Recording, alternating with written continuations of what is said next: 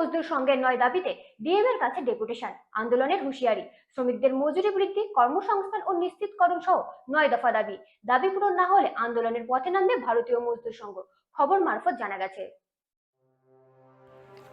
ভারতীয় মজদুর সংঘের পক্ষ থেকে ডেপুটেশন প্রদান করা হয় ডিএম এর কাছে। তাদের ৯টি দাবি সনদ তুলে দেন। দাবিগুলি হলো শ্রমিকদের মজুরি বৃদ্ধি, কর্মসংস্থান নিশ্চিতকরণ, শ্রম আইন সংশোধন, নিরাপদ কর্মপরিবেশ, সামাজিক নিরাপত্তা নিশ্চিতকরণ, শ্রমিকদের জন্য বাসস্থান ব্যবস্থা, শিক্ষা ও চিকিৎসা সুবিধা, পেনশন ও ভবিষ্যৎ তহবিল, শ্রমিকদের জন্য অন্যান্য সুবিধাও রয়েছে। ডেপুটেশন উপস্থিত ছিলেন ভারতীয় মজদুর সংঘের নায়ক নেতৃত্বরা এবং শ্রমিকরা। ডিএম এর কাছে দেওয়া দাবি সনদে উল্লেখ করা হয়েছে যে শ্রমিকদের মজুরি বৃদ্ধি, কর্মসংস্থান নিশ্চিতকরণ এবং শ্রম আইন সংশোধন করা প্রয়োজন। এছাড়াও শ্রমিকদের জন্য নিরাপদ কর্ম পরিবেশ এবং সামাজিক নিরাপত্তা নিশ্চিত করারও দাবি করা হয়েছে। ভারতীয় মজদুর সংঘের পক্ষ থেকে জানানো হয়েছে যে যদি সরকার তাদের দাবিগুলি পূরণ না করে তাহলে তারা আন্দোলনের পথে নামবে। ডিএম এর পক্ষ থেকে আশ্বাস দেওয়া হয়েছে যে তাদের দাবিগুলি বিবেচনা করা হবে এবং যথাযথ পদক্ষেপ নেওয়া হবে বলে জানা গিয়েছে খবর সূত্রে। ব্যুরো রিপোর্ট, রাত-দিন নিউজ নেটওয়ার্ক।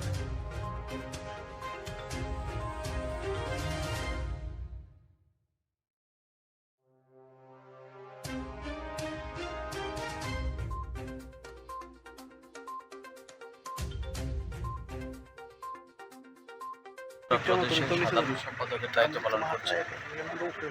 আপনারা সবাই অবগত আছেন, বিগত ৬, ৭, ৮ই ফেব্রুয়ারি উড়িষ্যার পূর্ণভূমি পুরীতে আমাদের অখিল ভারতীয় অধিবেশন সম্পন্ন হয়েছে।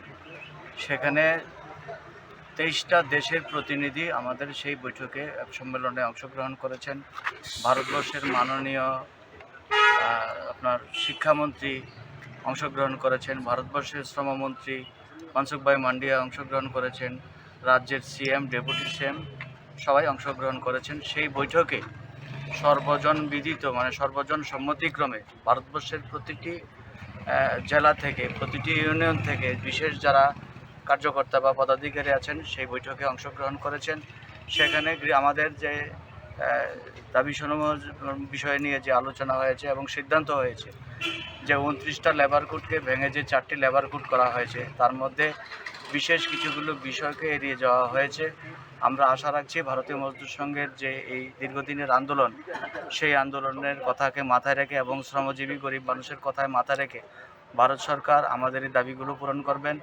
বিশেষ করে এখানে অঙ্গনওয়াড়ি, আশা ওয়ার্কার সহ আউটসোর্সিং এবং বিভিন্ন ফ্যাক্টরিতে কর্মরত যারা শ্রমিক ভাইয়েরা আছেন তাদেরকে ইপিএফ, ইএসআই এগুলি প্রদান করা হোক যথারীতি, লেবার কোডকে মান্যতা দিয়ে।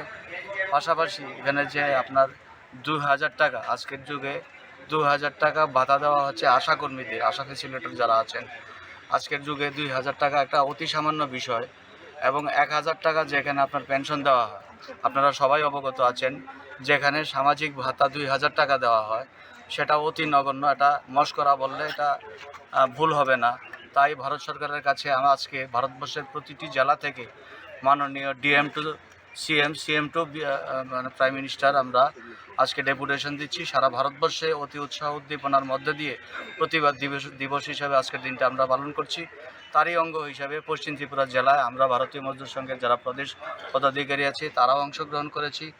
বিভিন্ন ইউনিয়নের কর্মকর্তাগণ উপস্থিত হয়েছেন, জেলার মাননীয় সম্পাদক এবং প্রেসিডেন্টও আমাদের সঙ্গে উপস্থিত আছেন আমাদের সভানেত্রী, আছেন আমাদের অখিল ভারতীয় সদস্যা শ্রীমতী রোমা সাহা মহোদয়া, আছেন আমাদের সঙ্গে আমাদের প্রাক্তন কনভেনার বর্তমান অফিস সেক্রেটারি সুবীরবাবু, আছেন হেলেন দেববর্মা আমাদের রাজ্য সম্পাদক, অন্যান্য আরও পদাধিকারীরা আছেন। সবার পরিচয় দিতে আপনাদের সময় নষ্ট হচ্ছে। আমার নাম তপন কুমার দে, আমি ভারতীয় মজদুর সংঘ ত্রিপুরা প্রদেশের সাধারণ সম্পাদকের দায়িত্ব পালন করছি। আজকে এখানে আমরা ডিএম সাহেবের কাছে এসেছিলাম। ডিএম সাহেব একটা মাননীয় মুখ্যমন্ত্রীর উনি ব্যস্ত হয়ে গেছেন, তার জন্য আমরা ডিএম সাহেবকে আজকে ওনার মারফত আমাদের যে ডিমান্ড, সেই ডিমান্ডটা আমরা মাননীয় প্রধানমন্ত্রীর কাছে পাঠাচ্ছি। অধিবেশন অনুষ্ঠিত হয়েছিল, সেখানে আমাদের রাজ্যের আপামর শ্রমিক হিতে এবং দেশের বিভিন্ন রাষ্ট্রীয় সংস্থা যতগুলি রয়েছে সেই শ্রমিক হিতে আমাদের একটা দাবি তৈরি করা হয়েছে। এই দাবির মধ্যে যে বিশেষ অন্যতম যে দাবি রয়েছে সেটা হলো আমরা সবাই জানি, যেমন আশা অঙ্গনওয়াড়ি, মিড ডে মিল 50 বছর পেরিয়ে যাচ্ছে, এখনও অঙ্গনওয়াড়ি ওয়ার্কার্স এবং হেল্পার্স ওনারা স্কিম ওয়ার্কার হিসেবেই বিবেচিত রয়েছে। ওনাদের 10 ঘন্টা ধরে ওনাদের কাজ করতে হয়েছে। কাজের চাপ দিন দিন বৃদ্ধি হচ্ছে, চাপ দেওয়া হচ্ছে, কিন্তু এখন পর্যন্ত তারা নিয়মিতকরণের কোনো সেরকম স্টেপ নেয়নি। আমরা ভারতীয় মজদুর সংঘ চাই কি তাদেরকে অতিশত নিয়মিত করা হোক। গোটা দেশে 28 লক্ষ অঙ্গনওয়াড়ি ওয়ার্কার্স হেল্পার্স রয়েছে। লক্ষ লক্ষ আমাদের ভারতবর্ষের মধ্যে আশা মিড ডে মিল কর্মচারী রয়েছে, কর্মী রয়েছে স্কিম হিসাবে। আশা মিনিমাম এখন বর্তমানে ওনারা যে বোনাস পেতেন 2000 টাকা করে, এটা কোনো মতেই সম্ভব না। 2000 করে অনারিয়াম কোনো মতেই সংসার প্রতিপালন করা সম্ভবপর হচ্ছে না। তো তাদেরকে ওনাদের যে বোনাসগুলি ভাতা সম্মানজনকভাবে যে ভাতা দেওয়া হয়, তাদেরকে অন্তত পক্ষে 18,000 করা হোক, অন্তত পক্ষে 18,000 করা হোক, এটা আমাদের দাবি রয়েছে। তো তৃতীয়ত দাবি রয়েছে আমাদের 1965 অ্যাক্ট অনুসারে, ভারতীয় সংবিধানের 1965 অনুসারে আমাদের যতগুলি চুক্তি মাধ্যমে বিভিন্ন কোম্পানিতে, বিভিন্ন ইন্ডাস্ট্রিতে যতগুলি চুক্তির মাধ্যমে নিযুক্ত হচ্ছে শ্রমিকদের, তাদেরকে যাতে স্থায়িত্বকরণ করা হয়, হায়ার অ্যান্ড ফায়ার নীতি যাতে চালু না করতে পারি, এরকম আমাদের একটা ডিমান্ড রয়েছে। যে সমস্ত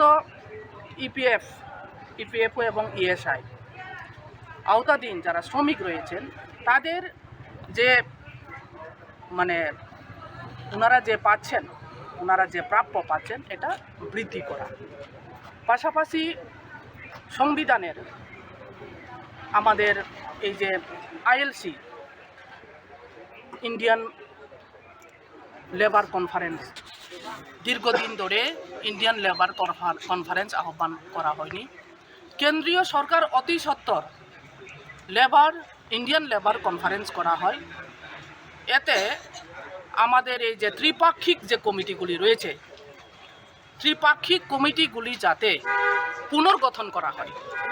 ত্রিপাক্ষিক কমিটিগুলি পুনর্গঠন করার মাধ্যমে কার্যকর করা হোক, সেটা আমরা ভারতীয় মজদুর সংঘ এই ডিমান্ডগুলি রাখছি।